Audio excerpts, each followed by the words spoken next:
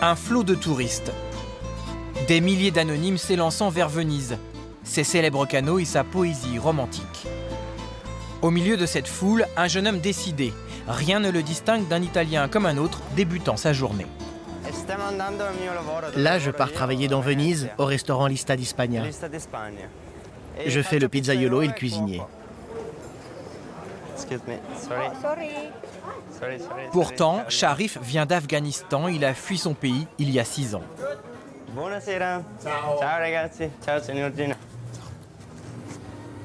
Et le voici pizzaiolo accompli dans un restaurant touristique.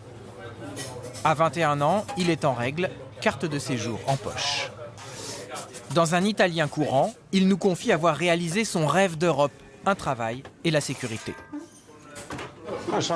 Je suis content, j'ai réussi à sauver ma vie. Si j'étais resté là-bas, je ne serais pas vivant. Sharif, 4 ans plus tôt. Nous l'avions rencontré dans cet appartement des services sociaux de Venise réservé aux mineurs clandestins. Il nous avait alors raconté son terrible voyage, 1 an sur la route, les violences policières, sa rage d'Europe et déjà son souhait d'intégration. Je veux rester en Italie. Je veux étudier ici. Parce que je ne comprends pas la langue, je ne sais ni la lire ni l'écrire. Rosanna menait alors ce projet d'insertion original avec l'enthousiasme d'une militante des droits de l'homme. 4 années plus tard, l'appartement est fermé, l'expérience abandonnée. Aux grandes dames de Rosanna. En cause, la politique d'austérité budgétaire, mais aussi la baisse du nombre de migrants arrivant à Venise. Je crois que pratiquer une politique sociale de soutien pour l'immigration, je dis bien soutien, pas assistanat, c'est important. Et je crois qu'on a obtenu de bons résultats avec ce que nous avons fait. Les garçons se sont bien intégrés, ils ont trouvé du travail et quelques-uns sont partis vers d'autres villes. Faute d'appartements adaptés, les mineurs clandestins sont désormais accueillis dans ce centre pour réfugiés isolés en pleine campagne. Une centaine d'adolescents y sont pris en charge chaque année. Une chambre, quelques cours d'italien, une aide médicale, mais l'essentiel du temps, ils errent. Pour la plupart, l'Italie ne sera qu'un pays de passage. En Italie, pour les Afghans, par exemple, il y a très peu de réseaux, donc ils ne s'arrêtent pas ici. Sur 60-70 dans l'année, on en a 3 ou 4 qui restent.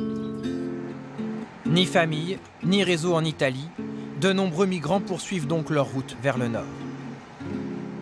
La réussite de Sharif est donc exceptionnelle.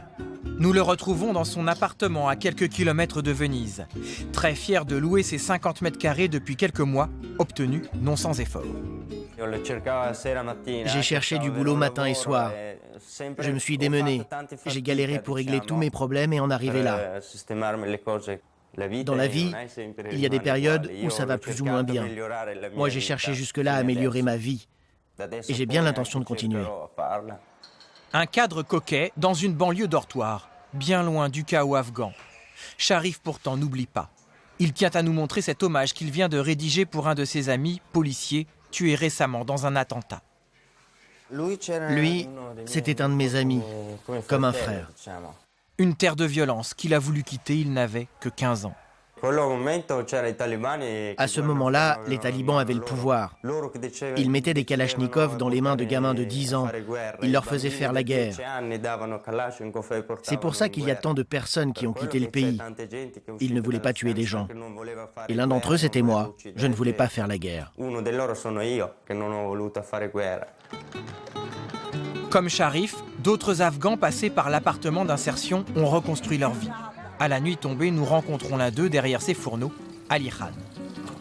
Chez ce traiteur oriental, les plats racontent la longue route de leur migration. Et les affaires marchent. Déjà 2 établissements ouverts, les salariés sont essentiellement des migrants. Pour nous, l'aspect social compte davantage que le business.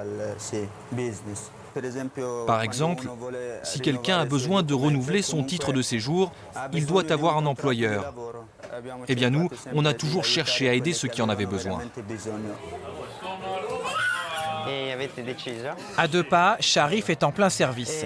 6 jours sur 7, il court de table en table pour 1 100 € par mois. À ses côtés, des employés étrangers, bangladais, sri-lankais, Une main-d'œuvre indispensable selon le patron, un Italien. Ici, il n'y a plus de jeunes.